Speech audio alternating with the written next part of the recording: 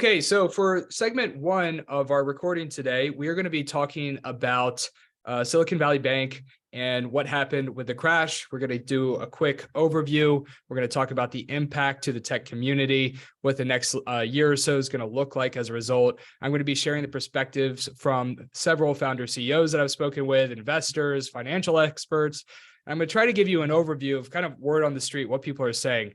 So basically, what folks are saying is, where this whole thing started, what financial experts are saying is that from 2019 to 2022, Silicon Valley Bank saw 250% growth, which is very substantial considering that they have billions in holdings. That's insane growth, right?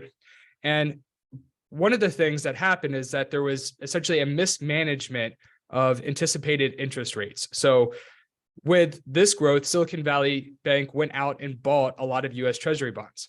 And they didn't anticipate the fact that inflation was going to be what it was.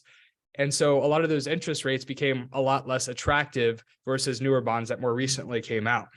So when you put this in combination with the fact that tech companies were receiving far less funding than they were in 2021, but spending just as much as they were in 2021, it had a huge negative impact on the deposit holdings that the bank had.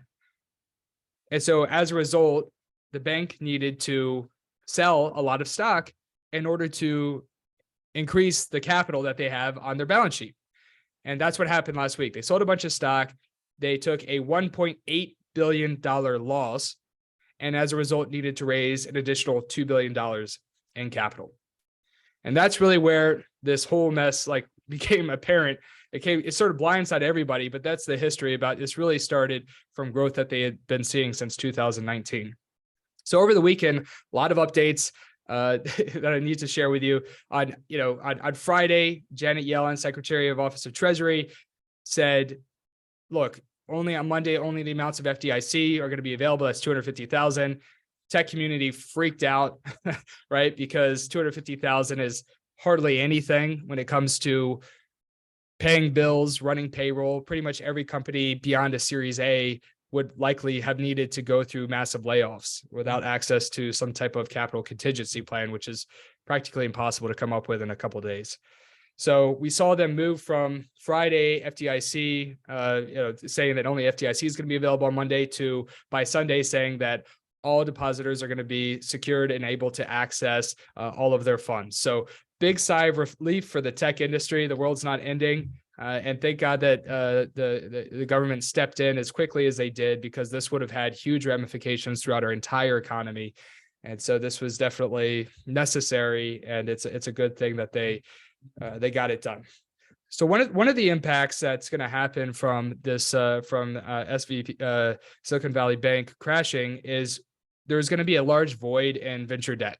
So Silicon Valley Bank was one of the only banking providers that would actively provide debt financing to the VC community, portfolio companies, SaaS companies, startups that basically were unprofitable. Most banks that aren't familiar with the tech space are not going to give debt financing to unprofitable companies. And so they were a vital part of the tech community and allowing us to thrive over the past several years. So this has essentially left a void. And financial experts are saying that the void is going to be filled. Some founder CEOs are worried, is there going to be financing options available? And the answer, it seems to be, is yes. It's a profitable business model. Other providers are going to come in. One CEO that I heard say is, whoever takes over SVB, they're not necessarily going to have the expertise to put together these venture debt plans. So it's probably going to be a different player that steps up to provide that role. But what this means, with the void in venture debt, is that it's basically a layer of insurance for some companies that is completely wiped out, right? So even if a company isn't tapping into that debt for day-to-day operations, it's still a layer of security, whether it's put together as a line of credit or whatever else. It's a bucket of money available to them that they have if they need it. And for a lot of companies, it's gone.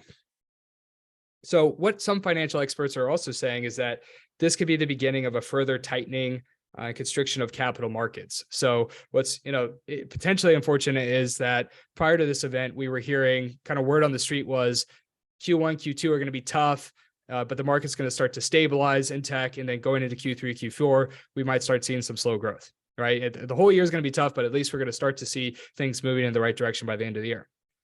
So one financial expert, though, that I was listening to said something along the lines of, this could mean that we're looking at a pretty tight 12 to 24 months, right? And that this isn't necessarily going to be an isolated event. It's not going to be as bad as 2008. They don't think it's going to crash the entire financial system like we saw with Lehman and some of the others, but they still think that there's going to be ramifications. For instance, we saw Signature Bank close, and there seems to be some a fair amount of folks that believe that regional banks are at high risk right now.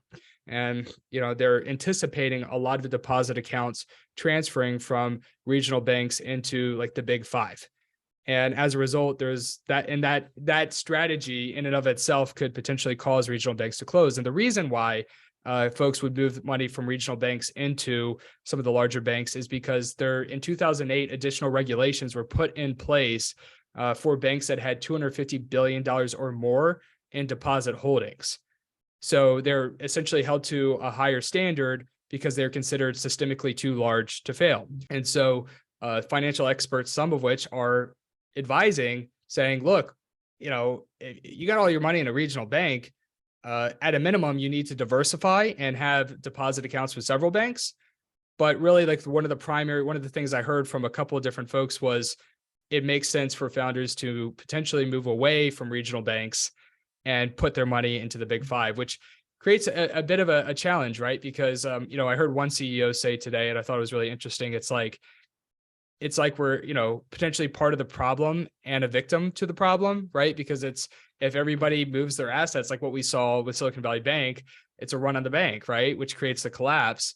But then it's like, well, what do you do then, right? I mean, you want to protect your interests, like you have to protect your employees, your investors, right? And do right by your company.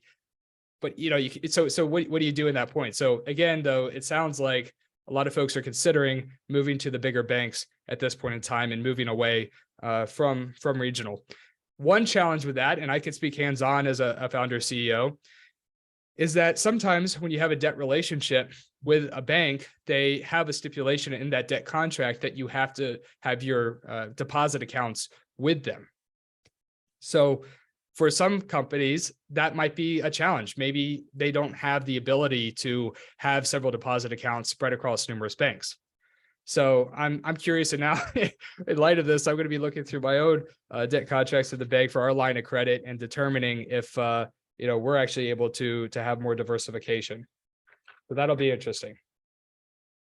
And the third thing is considering strategies like bond ladders. If there's excess capital assets like laying around where you have a fair amount of cash, think about doing bond ladders. A couple of reasons for that is you're locking in a yield rate, which is good. The other thing is that treasury bonds are backed by SPIC, which goes up to $500K in insurance versus FDIC for checking accounts that is to $250,000. So from what I understand with the bond ladders is if you invest in that on an annual basis, basically as bonds come mature one year after another, it creates a consistent flow of liquidity. So that's a third strategy that it seems like people are considering right now.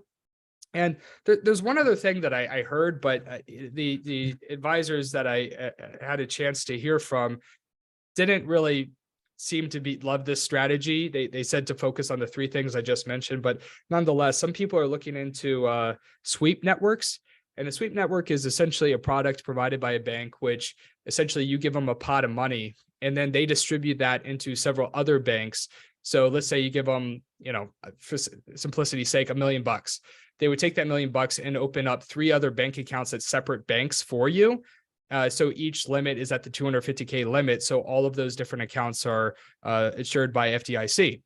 But apparently there's some ambiguity in how secure that really is. And from the people that provide the product say that if they fail, that you still have access to those other ones, but the benefit being that you don't have to manage all these independent banking relationships and whatnot. But it seemed that at least the folks that I was hearing from, they weren't as familiar with these, and they were saying like, look, just stick to the advice. This is sort of what is more kind of mainstream things that people are considering. So anyways, in terms of how this is going to affect hiring, it potentially could be, in the tech economy, it could be a continuous or a longer tightening than we were hoping for. But it's just interesting, right? Because a lot of founder CEOs are somewhat optimistic, and what they're saying is like it's business as usual. We're having a good Q1. It seems like things are stabilizing. We're closing more deals, and we're pushing forward. And then you hear from more so like the financial experts, which are a little bit more cautious and unsure and thinking that this could draw out a lot longer than we had hoped for. So anyways, that's segment one. We'll drop some links into the description of this episode, and I hope it's helpful. We're going to go ahead and move into our second segment with the panel.